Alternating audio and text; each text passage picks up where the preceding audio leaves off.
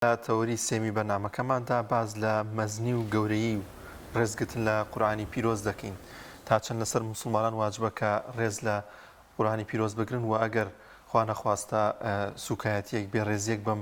کتابە پیرۆزە کرات و بێنە دەنگ و نهێڵن ئەمە قبول بکرێت لە نێوان مسلماناندا. بەڵازان خۆشەویستان گفتوگۆی زیاتر دەکەین لەگەڵ میوانەکەمان بەڕێز دکتۆر شاخەوان سیا مەنسووری مامۆستای ئاینی کاک دکتۆر جان زۆر بەخێر بێ. مامۆستا لە هەل لە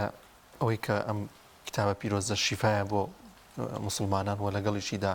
ورترین شتی باس کردووە، ینی بۆ بەرنامی ژیانمان بۆ ڕێخستنی ژیانمان تا چەند گرنگە مسلمانان بە پیرۆزەوە سێری بکەن کە ئەمە کتابێک لەلایەن خۆی باڵادەستەوە نێدرا بۆ مرۆڤەکان. بسم الله الرحمن الرحیم. دەستخۆشی بەرنامەکەتان لە یەکەم سڵاو و ڕێز و حەڵەخی بۆ ڕێزانەیەکە ویستی بەرنامەکەمان. دیارە قورئان خوای پەروەردگار جەل جەلالوه زۆر جوانی فەرمووە لە قورئاندا، فەرموویەتی لو أنزلنا هذا القرآن على جبل لرأيته خاشعا. ئەوەندە گەورەیە قورئان، فەرمی ئەگەر دامان بەزاندایە بۆ سەر کێوێک لرأيته خاشعا، يعني ئەو کێوە هەڵی ناگرت. ئیدەن ئەم قورئانە زۆر گەورەیە وەنیە؟ ئەم قورئانە زۆر عەزیمە. هەر عەزەمەتی قورئان، هەر گەورەی قورئان بەڕێزان وای کردووە تەسەوور کە قورئان کە کەلامی خوای پەروەردگارە جەل جەلالوه،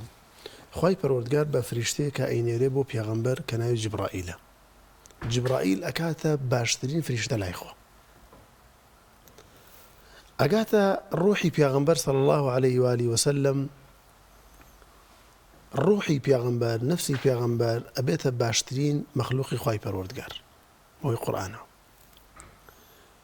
لە شەوێکدا خوای پەروەردگار دای ئەگرێ کە إنا أنزلناه في ليلة مباركة، يعني إنا أنزلناه في ليلة القدر. شەوەکەش ئەکاتە باشترین شەو. لە مانگێکا دای ئەگرێت شهر رمضان الذي أنزل فيه القرآن، مانگەکەش ئەبێتە باشترین مانگەکانی ساڵ. هەر دڵێکیش ئەو قورئانە لە خۆ بگرێ، ئەو قورئانە تێیدا جێ ببێتەوە، ئەو دڵە ئەبێتە باشترین دڵی خوای پەروەردگار جەل جەلالوه. چونکە ئەو قورئانە بۆ هەر شوێنێک چووە، بۆ هەر مەکانێک، بۆ سەر هەر دڵێک، بۆ هەر فریشتەیەک هێناوێتی، بۆتە باشترین فریشتە لای خوای پەروەردگار. بۆیە قورئان زۆر گەورەیە بەڕێزان، وە گەورەی قورئانە خوای پەروەردگار سوێندی پێخوات. لە قورئانە خوای تەعالا لە چەندین ئاەتا سوێن بە قورئانە خوات وەنیە؟ و لە گەورەی قورئانە خوای پەروەردگار لە سەرەتای 34 سوورەتە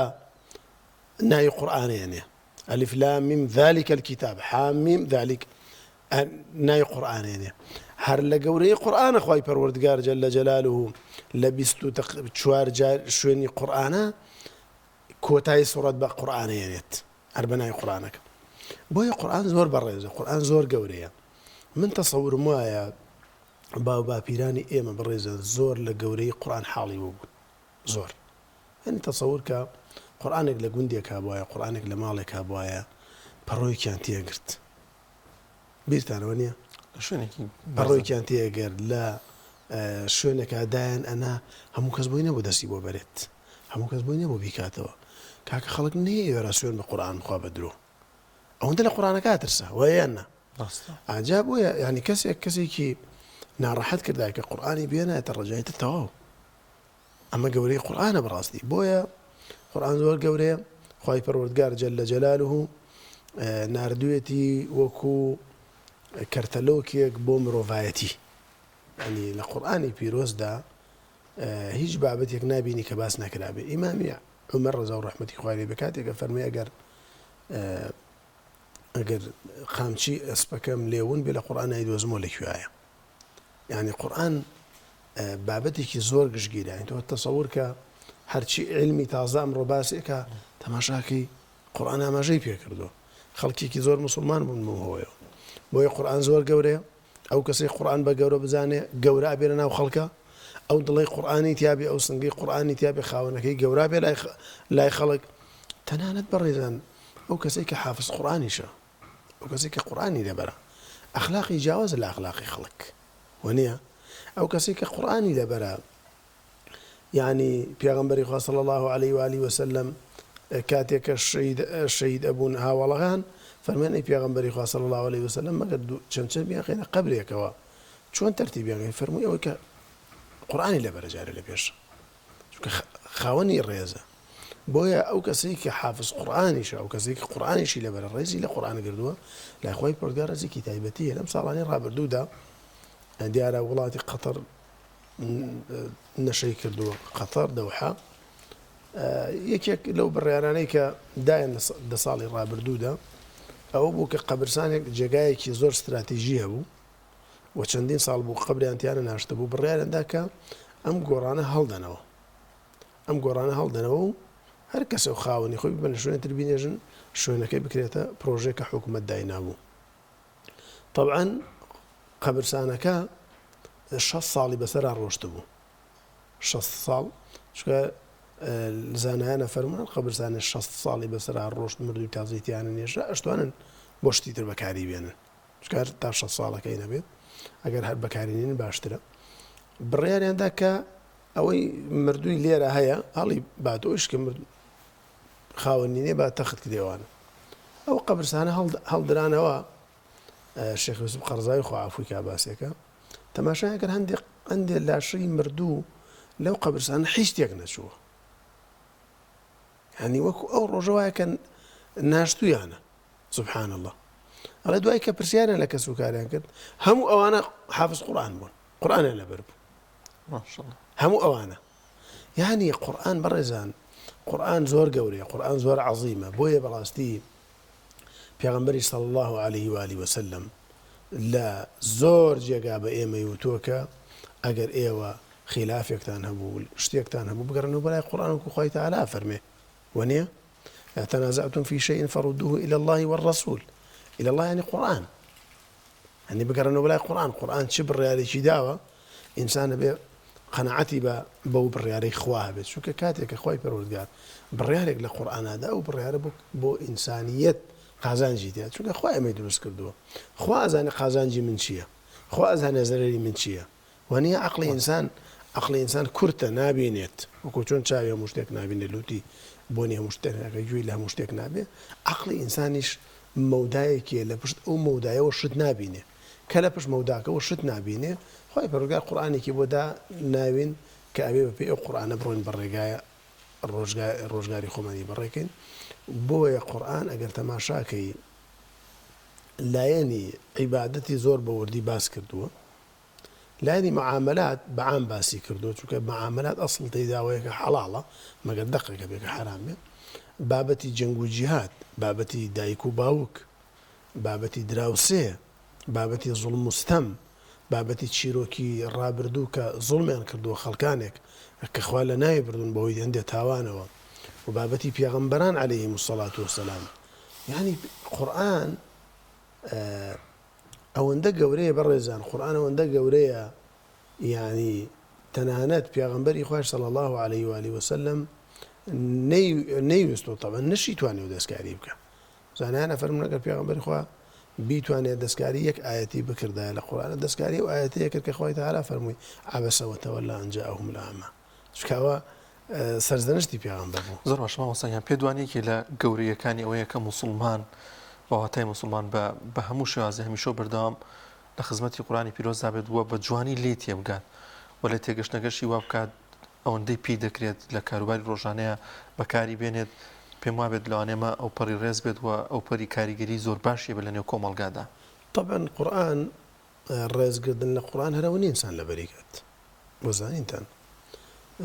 پیرێژنێک لە ماڵێکە قورآن لەبەر نییە فاتیحە و قول وەڵاو حەدی لەبەرە پیاوێکی پیر بە هەمان شێوە بەڵام ئەوەندە ئیش بە قورآنەکە ئەکات ناشزانێ خوا فەرموویەتی ئاەتەکە هەڵەچی بەس گوێی لێ بۆ کە خوا وایوتووە بۆیە مەرج نییە ئینسان ئیلا قورآانی لەبەر بە ئیشی بکەن خەڵکێکی وایە باو باپیرانی ئێمە يعني هەر دقەی قورآنێکیش بداتە مەجلیسێک هەڵەسانە سەر پێ قاچیان درێژ ناکرێ بڕ بۆیە بالفعل قورآن ڕێزگرتن لە قورآن بەوا ئەبێ کە ئینسان جێبەجێ ئاەتەکان جێبەجێ بکە کاکە قورآنە فەرمێ ولا تقل لهما أف ولا تنهرهما سەیرە بەڕاستی ئینسانێک کە هەڵگری قورآن بێت ئەم ئاەتە بخوێنێتەوە کە خوا ئەفەرمێ با دایک و باوکتان مەڵێن ئۆف وشەی ئۆف فقط ئەمە ئەگەر کەسێک هەڵگری قورئان بێ ئەم ئاەتە جێبەجێ بکە ئەمە ڕێزگرتنە لە قورئان وانە ئەمە ڕێزگرتنە لە قورئان ئەگەر کەسێک ئەم ئاەتە جێبەجێ بکە ئەم ئاەتانی قورئان جێبەجێ بکە ئەو بەڵگەی ئەوەیە کە ئەم ئینسانە حەقی قورئانی داوە چونکە بەڕێزان قورئان پێغەمبەری خوا صلی الله عليه وسلم فەرمێ قورئان لە ڕۆژی قیامەتە لە یەأتی یوم القیامەتی شەفیعا لأصحابه قورئان دێت پێغەمبەری خوا فەرمێ قورئان دێت دوو زبانی هەیە چاوی هەیە شەفیعا لأصحابه ئەبێتە تکاکار بۆ ئەو کەسی کە لە دنیادا خوێندووی ئیشی پێکردو ئەو قورئانەی کە ئەمڕۆ لە بەردەستمانایە کە گەورەترین نعمەتە بەڕاستی ئینسان کاتێکە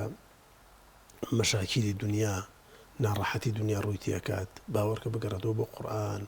بۆ ئاەتەکانی قورئان تۆزە لە خزمەتی قورئانا بێ کێشە و مشکلشی ئەگەر نەمێنێ ئەگەر بشمێنێ خەفەتی لێ ناخوا چکە ئەو قورئانە باس و خواسی وای تایە کە زۆر لە مەشاکیل و موسیبەتی ئێمە قورسترە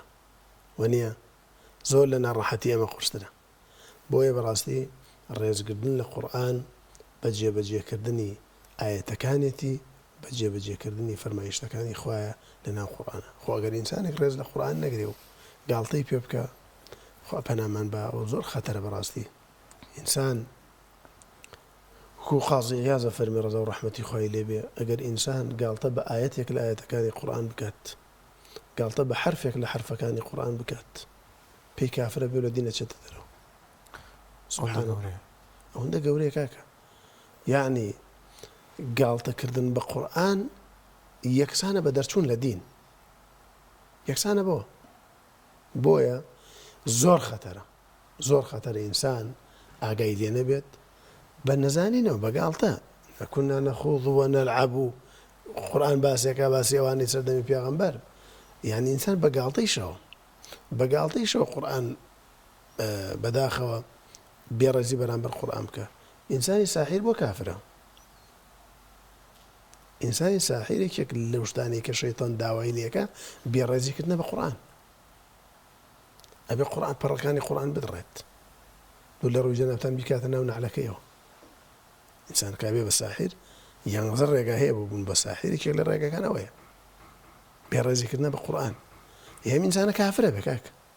ئەی بۆ لە شەرعا ساحیر لە شەرعا بێ لە مەلی بدرێ بێ بکوژرێت ئینسانی ساحیر بەشێک ڕەنگە هەر تەوبەی لە قەبوڵ نییە چکەوە ماڵی خەڵکی وێران کردو تەوبەی چیەکەت ئاجا بۆیە ئەم قورئانە زۆر گەورەی بڕێدان و هەڵگرانی قورئانیش گەورن دیفاعکاران لە قورئان گەورن چونکە لە سەردەمی پێغەمبەرەوە تا ئەم سەردەمەی ئەمڕۆ ئەو کەسانی کە دیفاعیان لە قورئان کردووە بە گەورەی ماونەتەوە ئەو کەسانی بێڕێزیان بەرامبەر قورئان کردووە ناویان نەماوە و بەس خراپەکانیان باسە کرێ و کەس نازانی خەڵکی کوێن و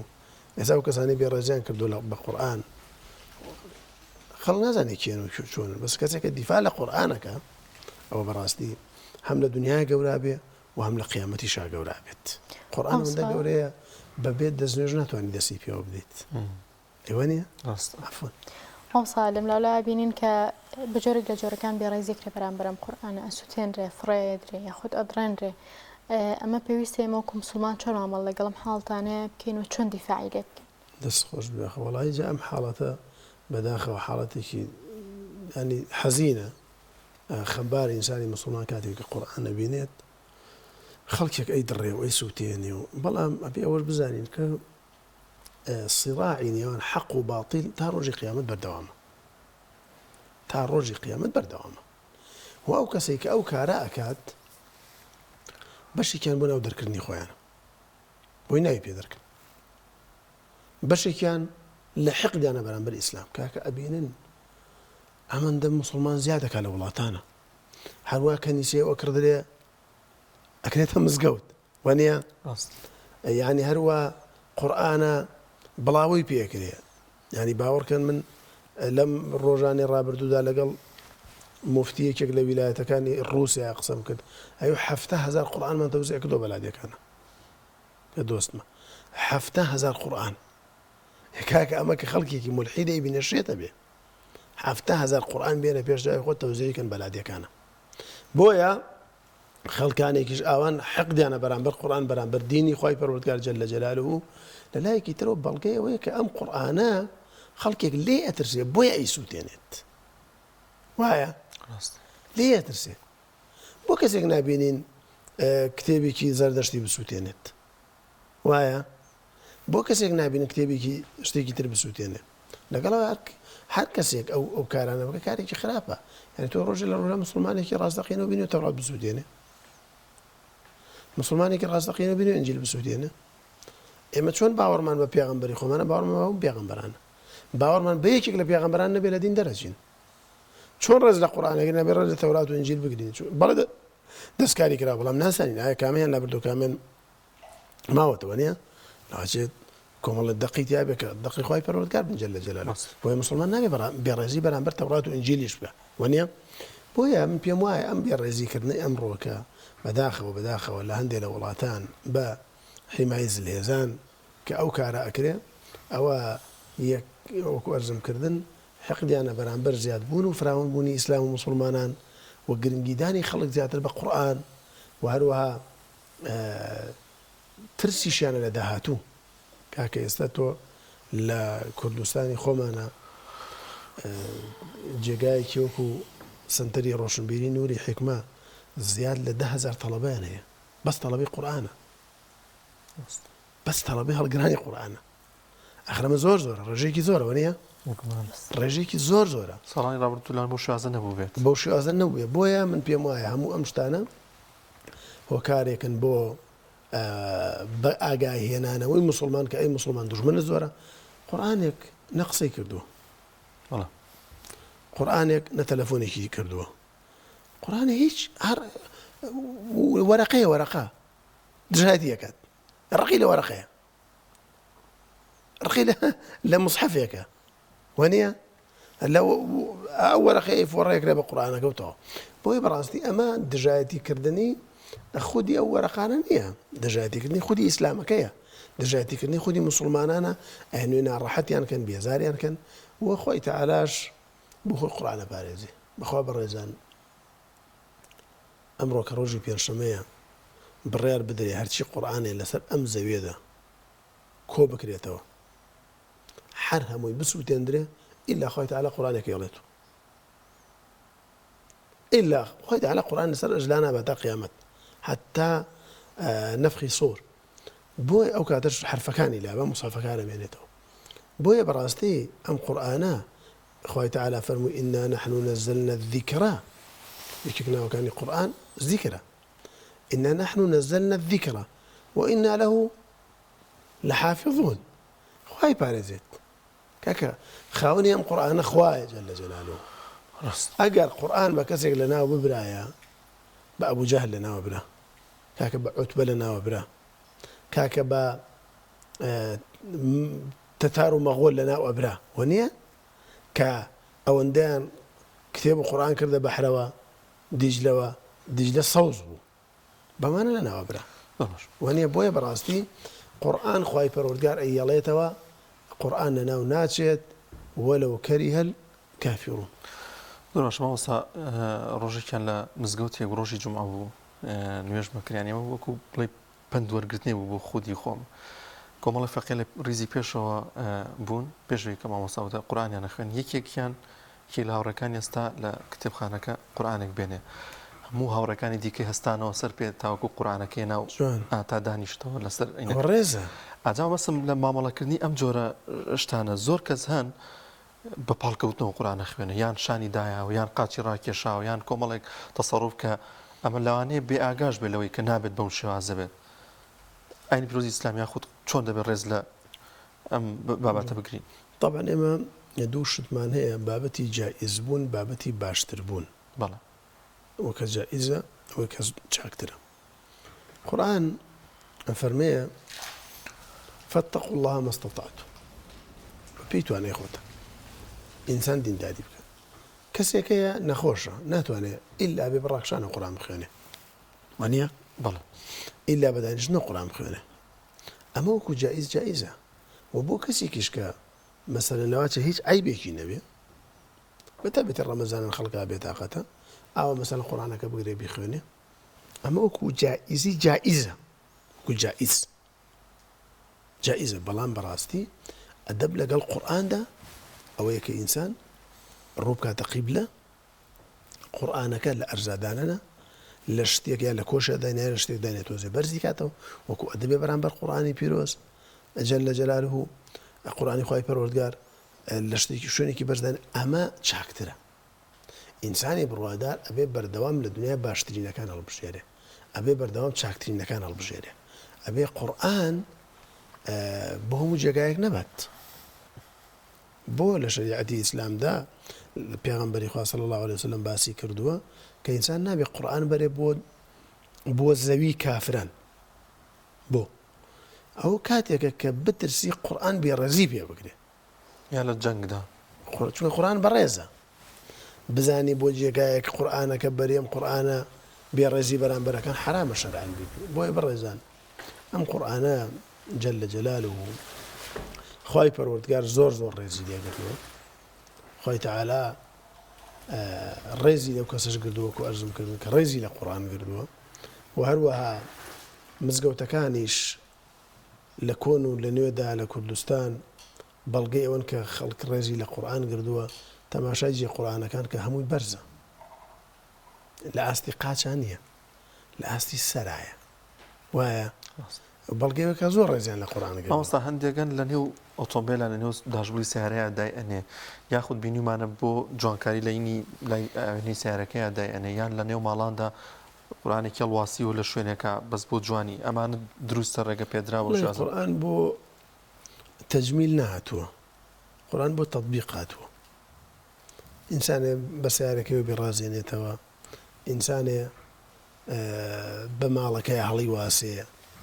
قەسێکی دروست کردەوە بە دزی و فزی لەسەری نووسێتی هازا من فەزلی ڕەبی تێگەشتی کاکەوە نییە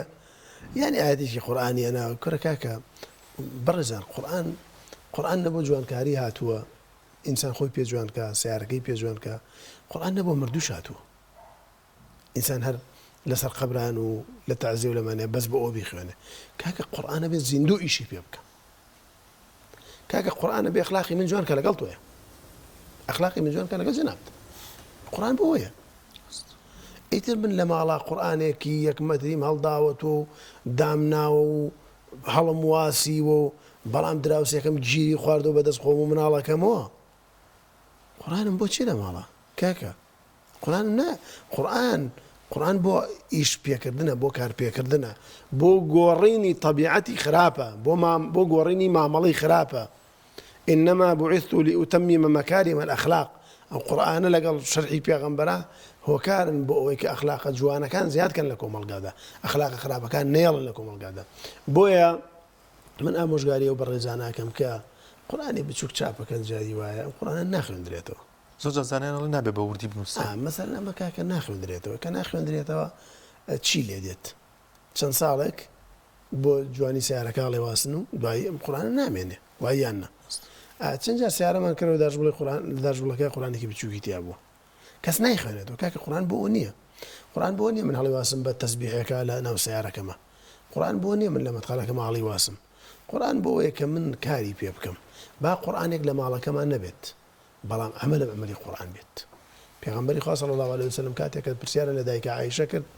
فەرموویان پێغەمبەری خوا چۆن بووە لە ماڵەوە فەرمووی كان خلقه القرآن أخلاقي بيغمبر قرآن بو كان قرآنا يمشي على الأرض قرآن يكبو بسر زوي دا قراوة بو يبراستي قرآن بو كار بيكردنا قرآن بو جيب جي كردنا قرآن أبي خوانوار من خوانوار قورو بچوك جنو ميرت وإيم الرومان للمسلمان أبي الرزي اللي أبقرن وهالكسيك بي الرزي بقرآن بكا جاري سنة بي الرزي بدأ باسي مسلمان أنا كم بداخوا عندي خلق لا يمكن يسراو مسلمان بيرزي برامبر قرآن كات أو بيرزي برامبر هيوكي خوش عفوا بس كان خوش بخو مسازر سپاس اجورا سلامتك ازور خير بن سپاس بابرز بمصاشا خان سيا منصورم توار لقل معنا بو